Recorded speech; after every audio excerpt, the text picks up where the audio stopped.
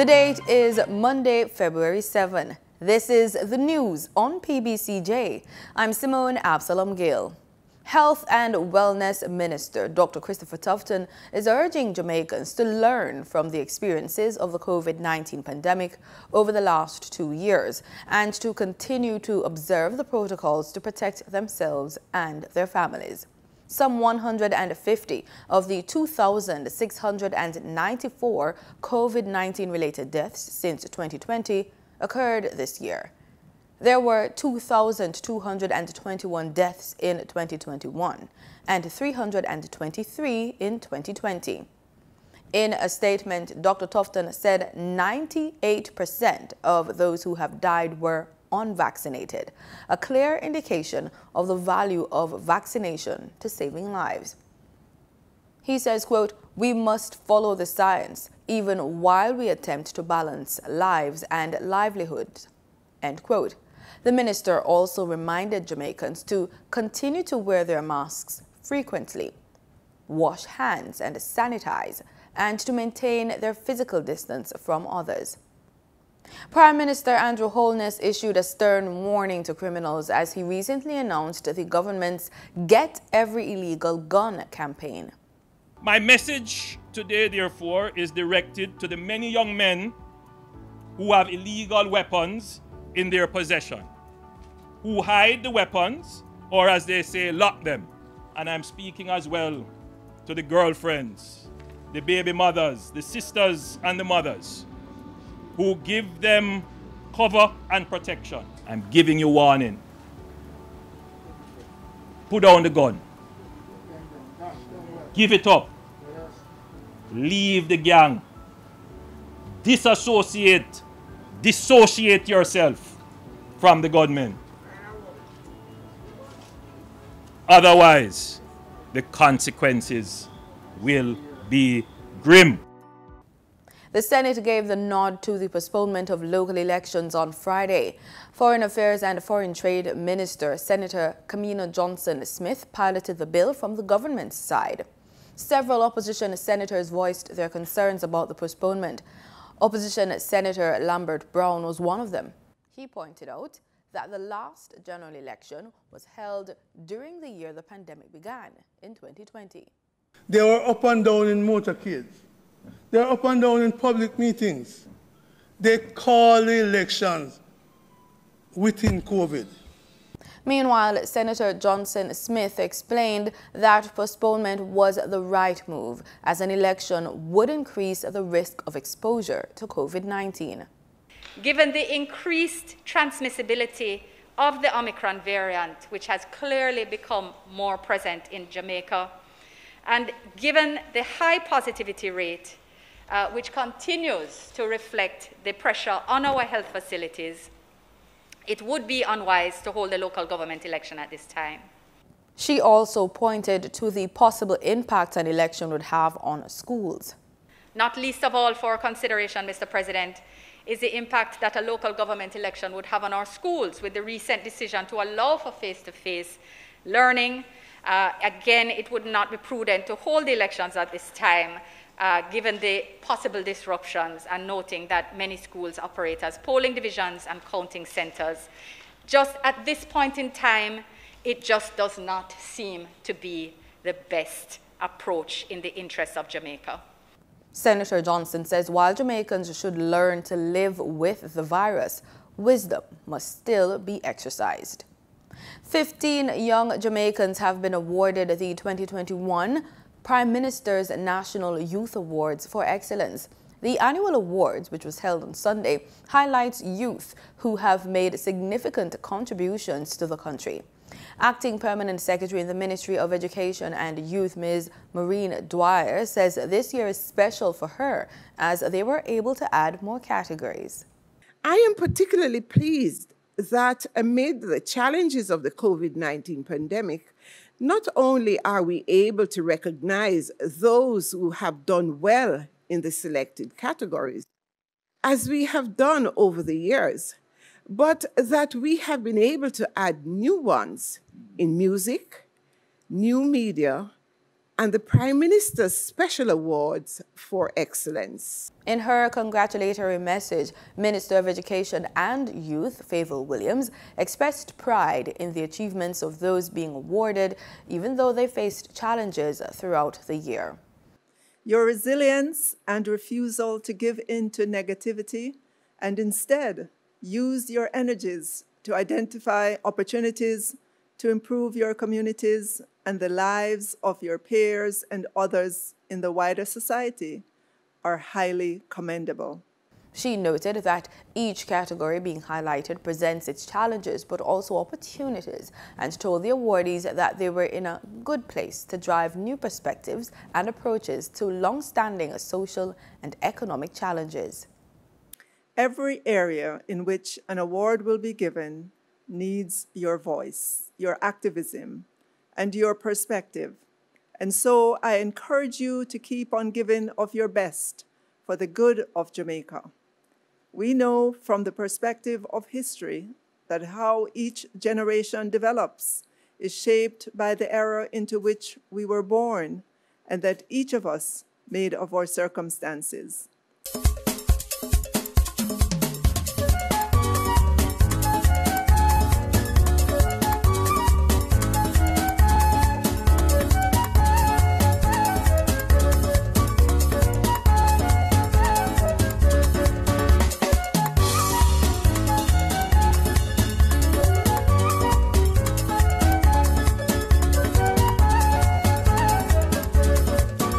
A $3 million fine and a 3-year prison sentence could be handed down to ethical hackers who find vulnerabilities on government or private websites. This could be a reality if a provision of the Cybercrimes Act 2015 remains and receives the nod from Parliament.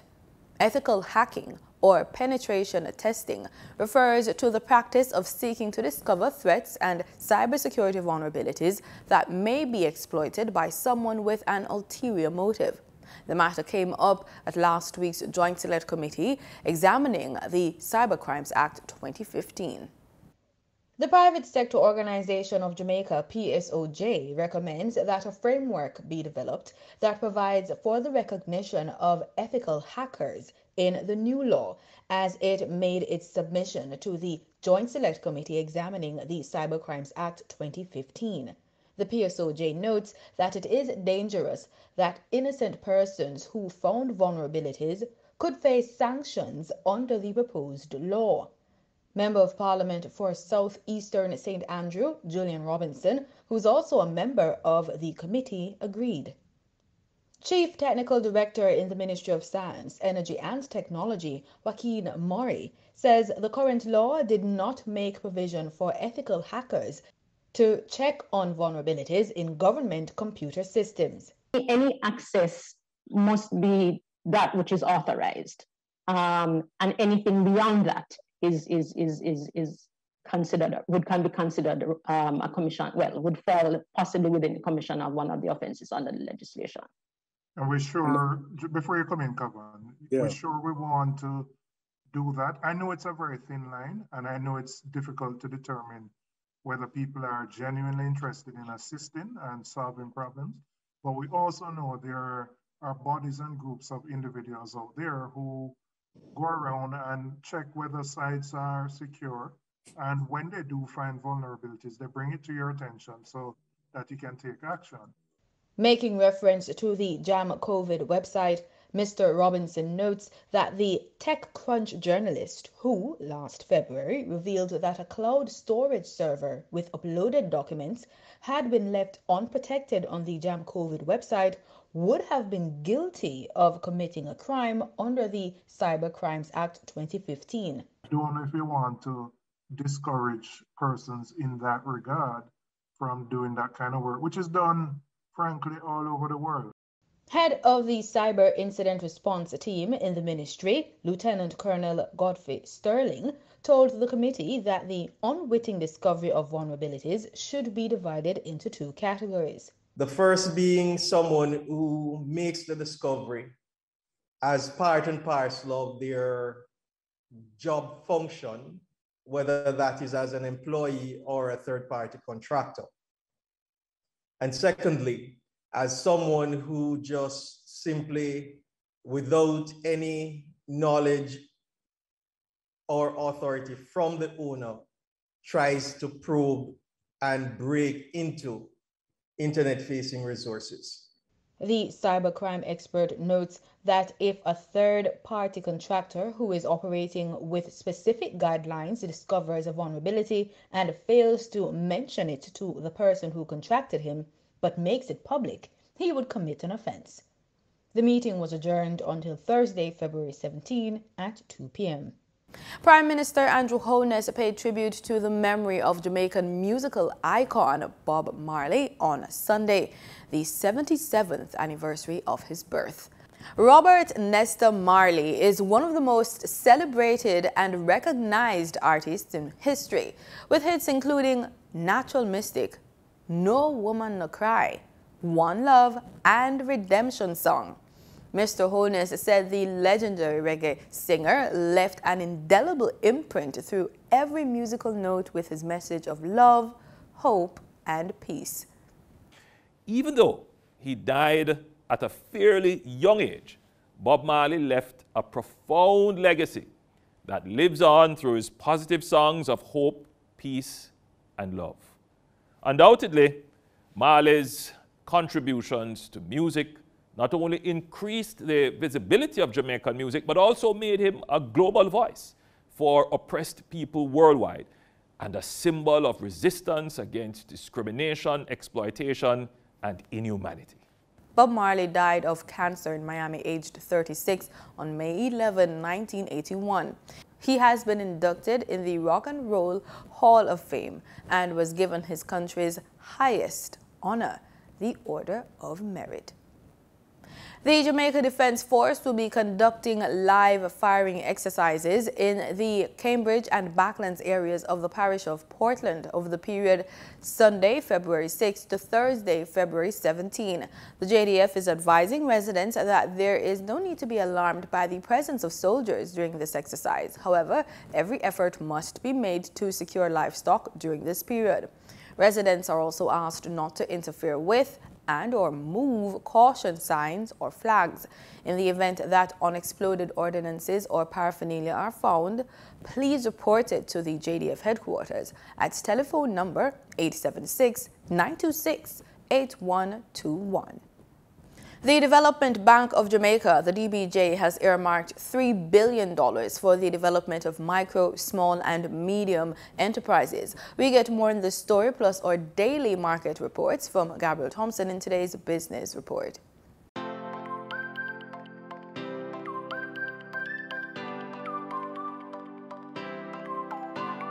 In foreign exchange trading for Friday, February 4, the US dollar sold for an average $157.62. The Canadian dollar ended trading at $124.10. The pound sterling traded for $214.01, and the euro sold for an average $182.41. In Friday's trading session, the following reflect the movement of the JSE indices. The JSE index advanced by 2,102 points to close at just over 3,000 units. The junior market index advanced by 1 point to close at over 3,000 units. The combined market index advanced by 2,068 points to close at over 400,000 units, and the All-Jamaican Composite Index advanced by 4,451 points to close at over 400,000 units. Overall market activity resulted from trading in 108 stocks, of which 53 advanced, 45 declined, and 10 traded firm. Stocks advanced for Caribbean Assurance Brokers Limited, Caribbean Cement Company Limited, and Caribbean Producers Jamaica Limited. Stocks declined for 138 Student Living Jamaica Limited, 1834 Investments Limited, and Access Financial Services Limited. Trading firm were Berger Paints Jamaica Limited, Consolidated Bakers Jamaica Limited, and Epley Limited 7.75% preference shares. Future Energy Source Company Limited ordinary shares was the volume leader with over 2.7 million units, followed by Sagicor Select Funds Limited Manufacturing and Distribution with over 2.1 million units, and Consolidated Bakers Jamaica Limited with over 1.8 million units. In market data for oil, prices fell $1 on Monday as signs of a progress in the U.S.-Iran nuclear talks that could lead to removal of U.S. sanctions on Iranian oil sales offset concerns about the tight supplies. U.S. President Joe Biden's administration on Friday restored sanctions waivers to Iran to allow International Nuclear Cooperation projects as the talks on the 2015 International Nuclear Deal enter the final stretch. Although the sanctions relief will have limited impacts on Iran's struggling economy, they were perceived by the markets as a positive signal that both sides are determined to reach a deal. Brent crude futures were down 96 cents or 1% at $92.31 a barrel. West Texas Intermediate crude futures fell $1.31 or 1.4% to $91 a barrel. $3 billion has been budgeted to support micro, small, and medium businesses through the Development Bank of Jamaica's SERVE program. This is expected to support the recovery of local economic activity by assisting businesses affected by the coronavirus pandemic. In today's episode, DBJ General Manager for Channels, Relationships and Marketing, Edison Galbraith, talks to host Daniel Pasley about the program and how local businesses can benefit.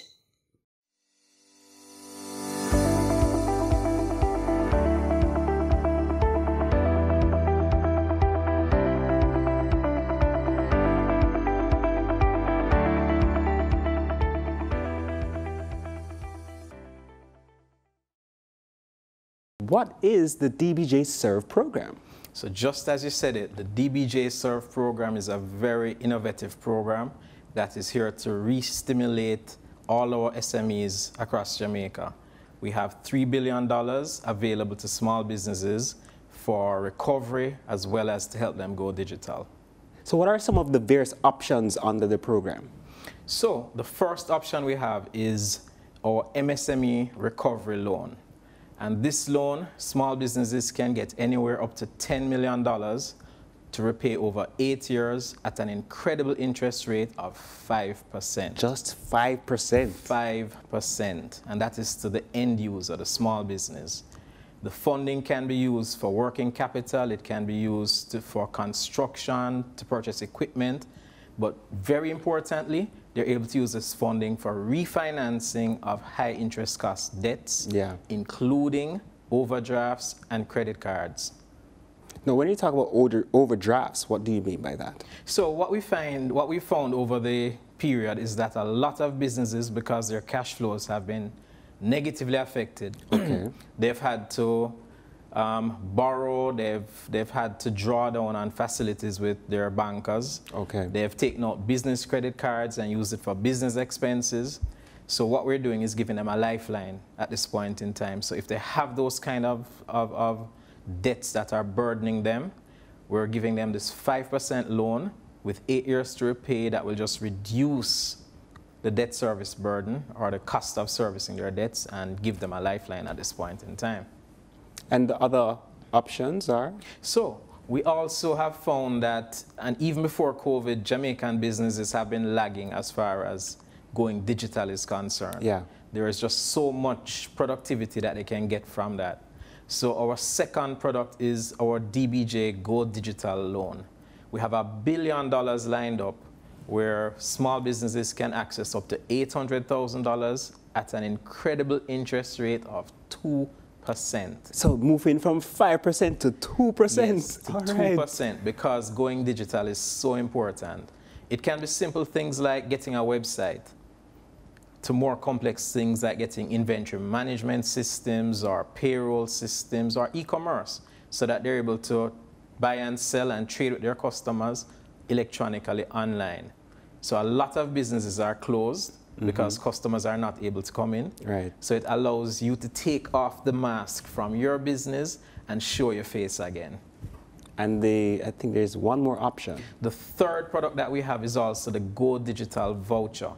So you heard about a 5% loan, you heard about a 2% loan. Yes. Now we have a $300,000 grant, which is free money.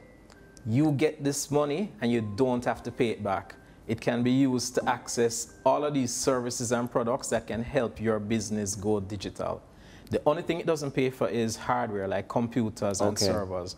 But all the software, licenses, any services that the $300,000 go towards that. The $300,000 grant goes towards that. Now, who qualifies to get these various options? Very good question. So the Go Digital voucher is available to any small business with revenues not exceeding, or sales not exceeding $75 million a year. And they're able to go online to our website, pbcjserve.com. pbcjserve.com. pbcjserve.com, right, which will take them to where they're able to register and apply for that entirely online. That process is totally online again. So DBJ is also gone digital. Now, how can persons access more information about all these options? So right now we're on social media. All our channels are out there on Twitter, Facebook, Instagram, YouTube. We have our dedicated website with all the information you could ever need. And that's? pbcjserve.com. All right. So that's pbcjserve.com to get all your information. So I hope that everyone is taking their notes. Thank you, Mr. Galbraith, for coming on the program and sharing a wealth of information about the DBJ Serve program.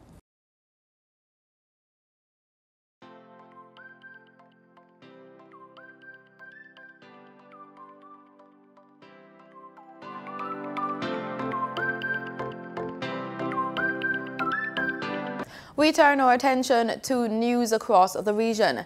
The Inter-American Development Bank, IDB, and its private sector arm, IDB Invest, achieved a record of nearly $23.4 billion in new financing approvals, commitments, and private sector mobilizations, beating previously reported initial estimates for financial assistance to Latin America and the Caribbean in 2021. The figure reflects additional and updated numbers, including commitments and mobilizations, partnerships, and grants to Haiti. In the Bahamas, former Health Minister Dr. Dwayne Sands says it appears healthcare workers aren't as educated on the COVID-19 vaccine as many expect. He asserted there have been a lot of misinformation surrounding the topic of vaccines. Bethany McDermott reports. Former Health Minister Dr. Dwayne Sands is siding with the Pan American Health Organization official who revealed health professionals in the Bahamas weren't very informed about the vaccine. This despite being the most trusted source of information for families and communities.